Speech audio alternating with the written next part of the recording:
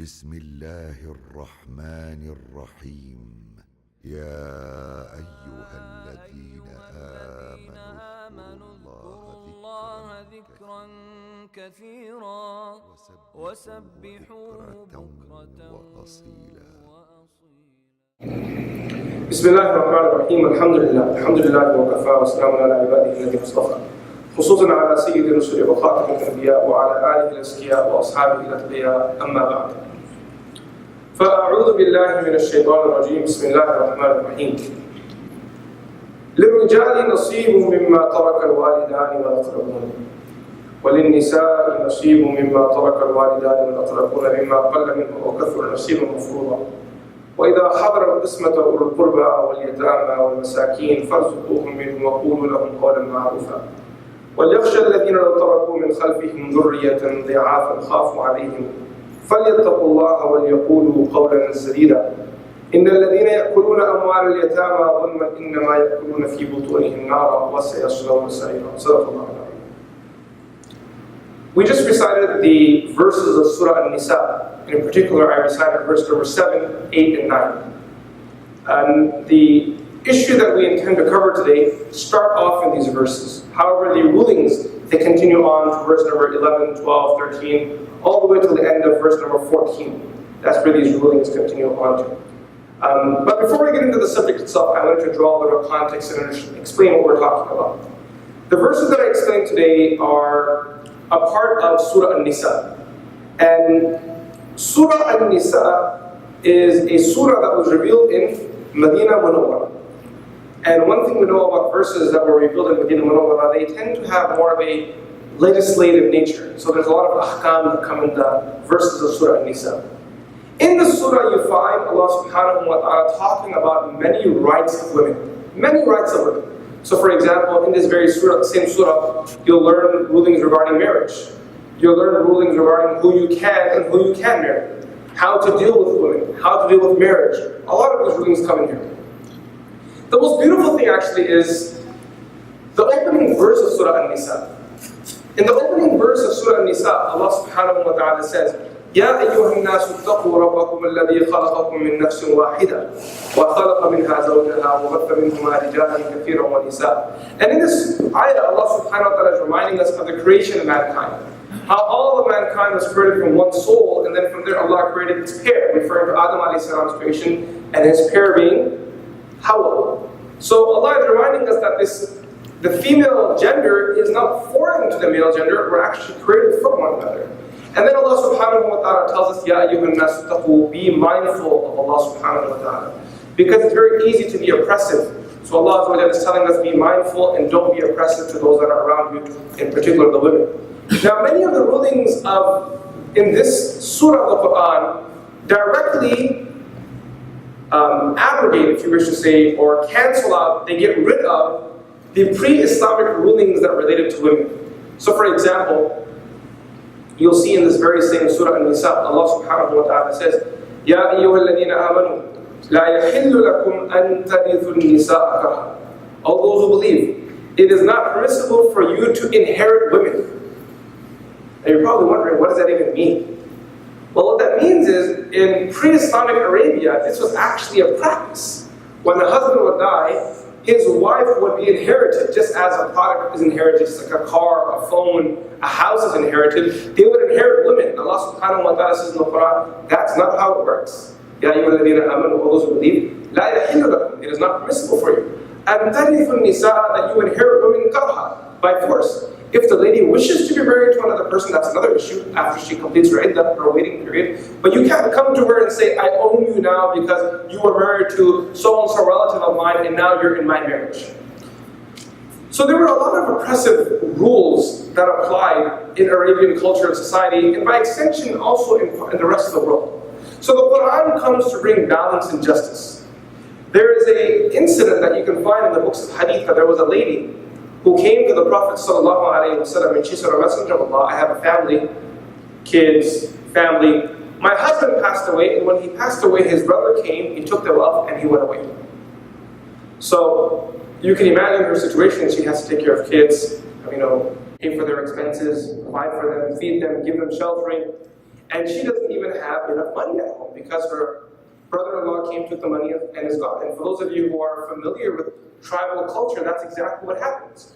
When one member of the tribe dies, the next strong male relative will come and take everything. So her problem is that she has a family to take care of, but no money to take care of it, and the money that her husband left behind, some other person came and took it away. So the Prophet ﷺ, he gave this thought, and verses of the Quran were revealed regarding this incident, and these were the verses that I recited before you. Pre-Islamic Arabia did not give any right to women at all in inheritance. Zero. And not only that, they did not give rights of inheritance to young people. The principle was, in order for you to inherit from someone who dies, you must be a warrior. You had to be old, and you had to be male. If you were too young, you weren't a warrior, there was no inheritance for you. Because the value of an individual was based off their physical capacity, their physical ability. And if you weren't a warrior, what would you do for people? So therefore they invested in these people, the elderly and the boys. So the girls got nothing out of it, and the kids also got nothing. And at times, even the very, very old people, they would get nothing as well. So it was a very small group of people. Now the problem with that is what? If you only give wealth to one sect of community, one sect of society, just like we have right now, you will find one group of the community getting wealthy, wealthy, wealthy, and the other groups getting poor, poor, poor. And that creates a big gap between the two. And those who are wealthy then become so wealthy that they're untouchable. So that's why you'll notice that in the Quran, we find an equal balance of how to distribute wealth. Okay.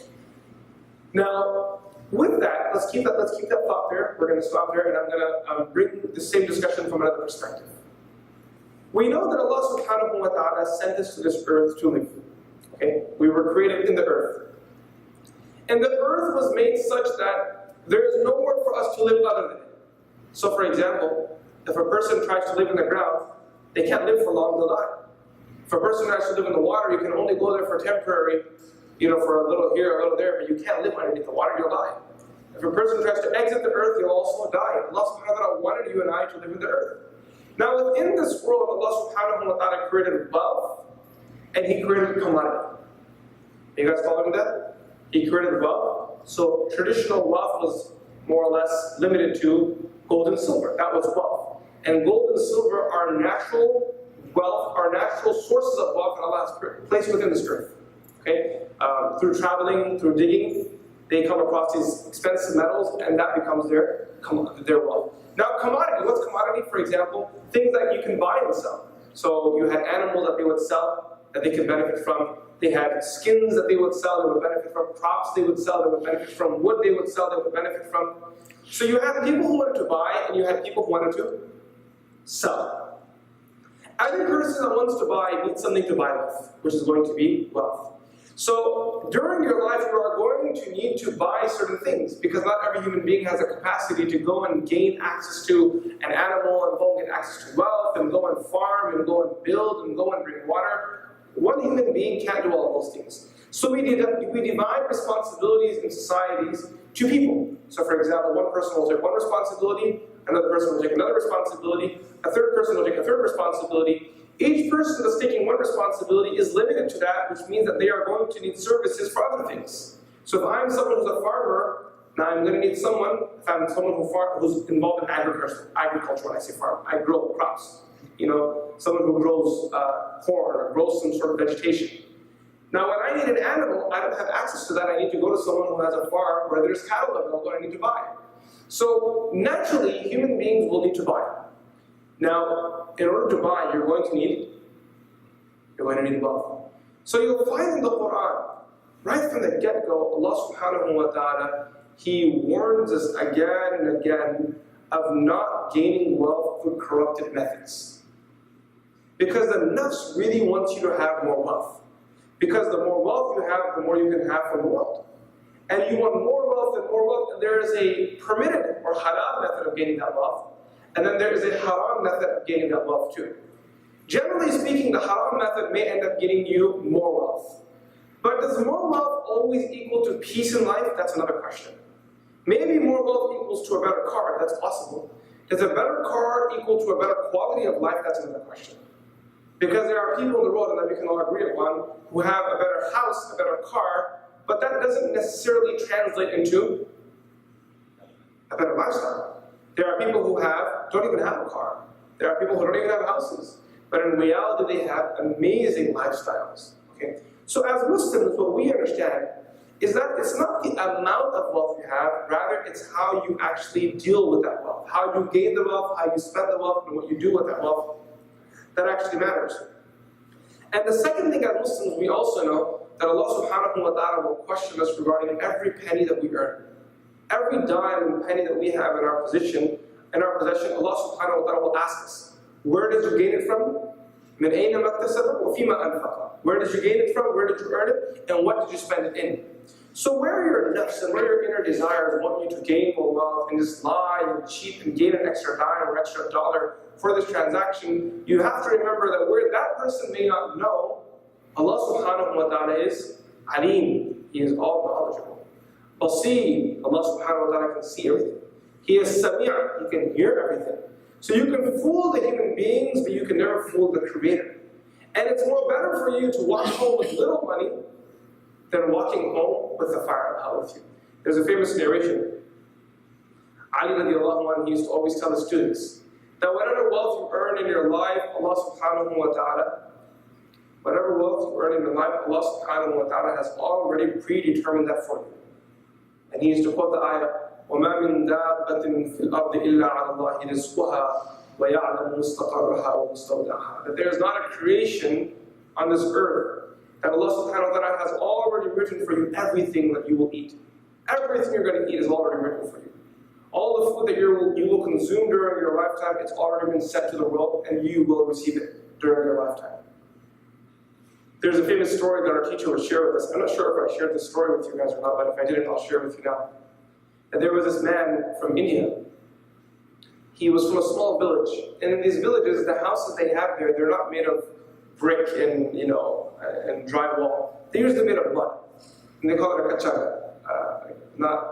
Not that solid of a house, And when the wind blows, kind of like the wind blows in the house too, they don't have gates on them. There's just a curtain pulling over a drawstring. That's it. So this person sat at home and he was getting ready to have a meal. And while he was getting ready to eat, he picked up one morsel of rice and he put the morsel near his mouth. And the wind blew and some particles of the dust went inside his nose and he kind of inhaled. Now when the rice was so close to his mouth and he inhaled like that, he jerked in 1 grain of rice into his nose. Now, have any of you ever had something stuck in your nose before? No? If you haven't, if you have a grandchild or a child, you've probably seen them go through it, okay? Because our kids, they're very, they love exploring, let's put it that way. They like seeing things that, their parents tell them not to do exactly what happens. So you'll find your kids playing around, and if you put something in your nose, the pain is unbearable. You'll just be constantly tearing away, and your whole midsection of your forehead will be in extreme pain. So this person, while he was eating, he kind of just inhaled it a little because of the sneeze effect, and he pulled a grain of rice and got stuck in his nose. Now one thing you know, when something's stuck in your nose, what's one thing you don't do? Try to take it out. Because if you try to take it out, what's going to happen? You're probably going to end up pushing it in further. They say, Neem Hakim, Khatara Jaan. Have a doctor, your life is in danger. So he ended up pushing it in further. Now the pain that he had was 10 times more. So much pain, so much pain. So he went to the local doctor, the Gaon doctor, the village doctor. And he said to the village doctor, I have this pain, it's gone so high, can you please take it out? The village doctor said, I'm only good for putting band-aids on the hand, this is beyond my skill set. For this you have to go to the Shahr, the big city. So he took the train and he went to the big city. When he arrived in Delhi, he got off the train, he got off the platform, another breeze came and some dust went into his nose and he sneezed it out. That grain fell on the ground, a chicken came, ate it and ran away. And he said to himself, SubhanAllah, I always thought that whole pot of rice was for me, but little did I know that all of the grains of rice in my plate were for me except for this one grain. This one grain was destined for someone else. And this is the reality of rizq. We put too much weight on our own actions. We shouldn't be those people who don't put wait on our own actions. I don't want to be that person either. I don't want you to be that person who says, at home, Allah Ta'ala is going to give. Allah is going to give you, you have to work. But then once you start working, you shouldn't become so obsessive with yourself that you start cheating and lying and deceiving and missing salah and not giving your zakat and not going on hajj. When you start doing these things, then you become a maniac. And that's when spiritually you are in a red zone. You have to stop yourself. You know, there was one person that I went to Umrah some years back, maybe 5-6 years ago, during the month of Ramadan. And while I was there, I just arrived in Mecca.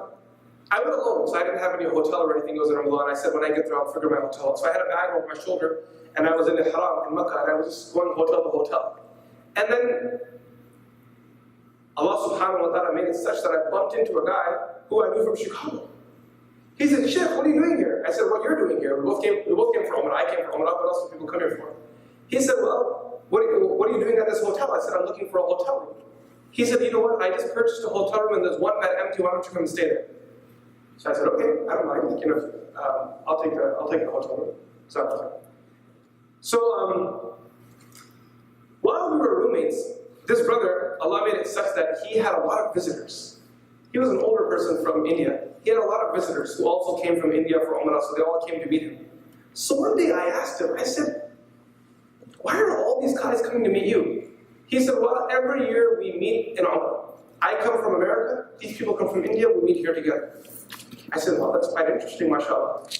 And I said to him, well, you're retired. You're a young person. He was an old person, he was retired. You know, just a white beard, white head. So I said, I understand that you're wealthy and you're retired, so you're going for Umrah. Why do these guys come for Umrah every year? I just wanted to know. He said, well, Sheikh, you don't want to know why they come for Umrah every year. I said, no, I do want to know. He said to me, well, what happens is that these people are Zameen Khor. You know what Zameen Khor means?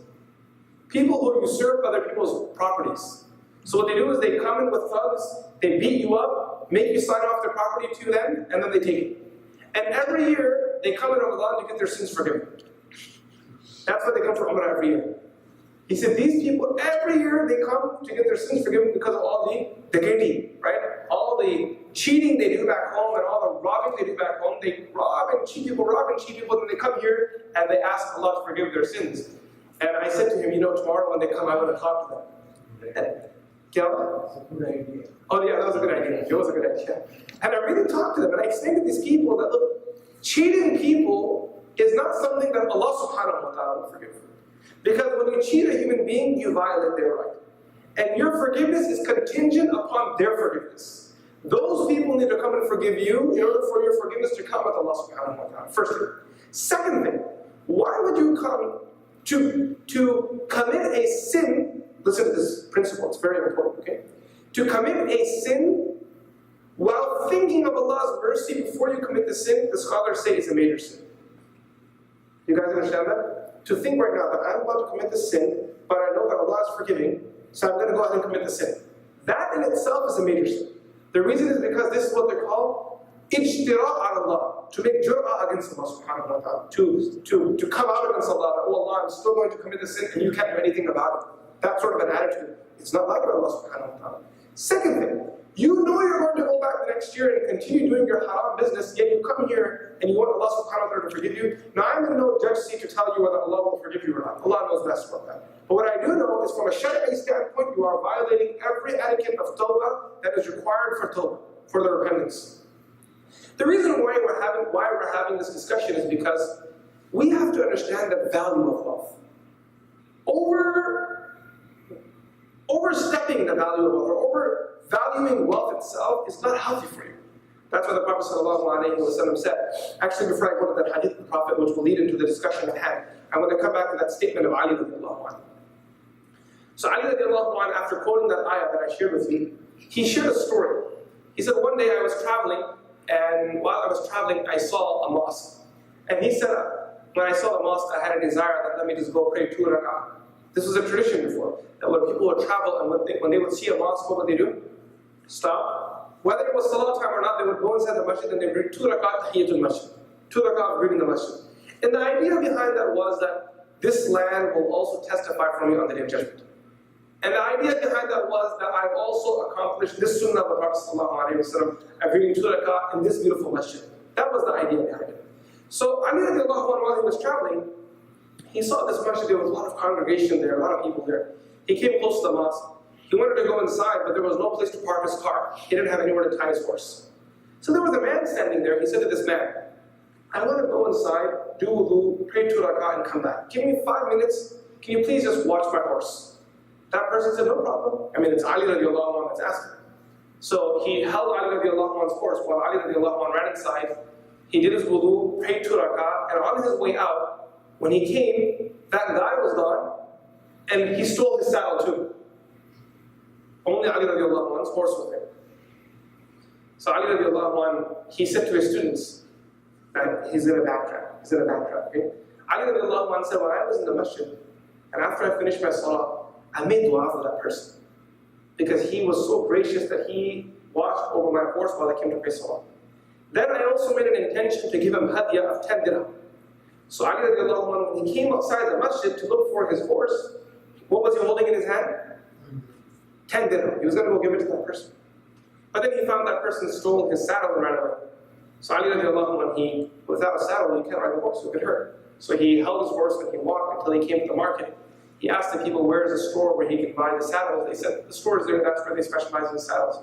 He went there and he came to the store man and said, I want to buy a saddle. And that person said, describe your specifications, because every person has their own, what's your preferred material, width, length. So Ali radiallahu anhu described it all. After describing it, that person said, you're in luck because I have the perfect saddle for you. Someone just sold it to me right now.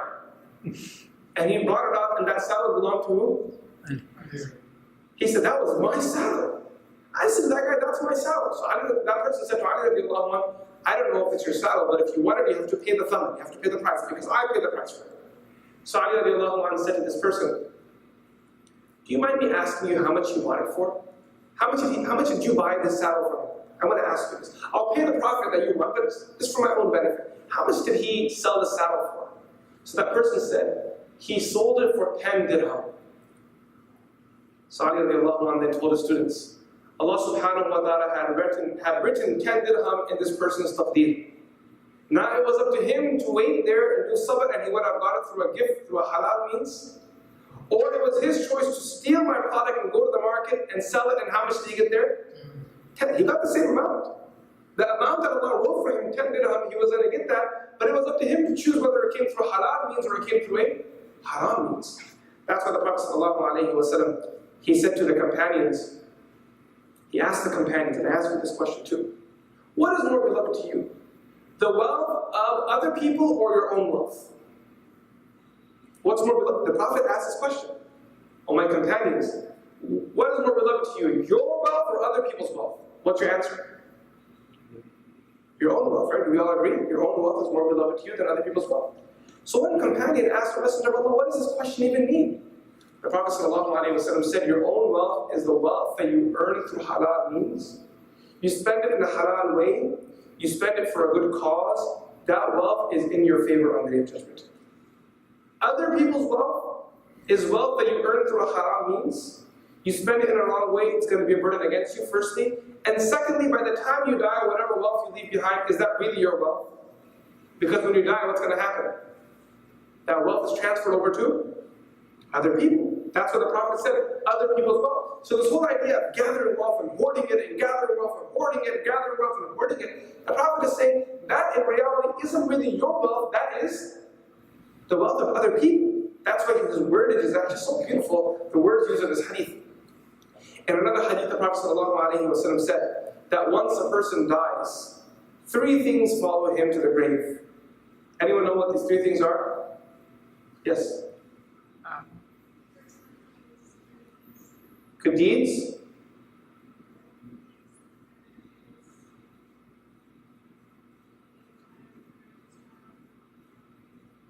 Three things follow a person to the grave. So you got 2 things, right? Good deeds, that's correct. Child, I'm going to expand that a little and say family. And the third thing is? Wealth.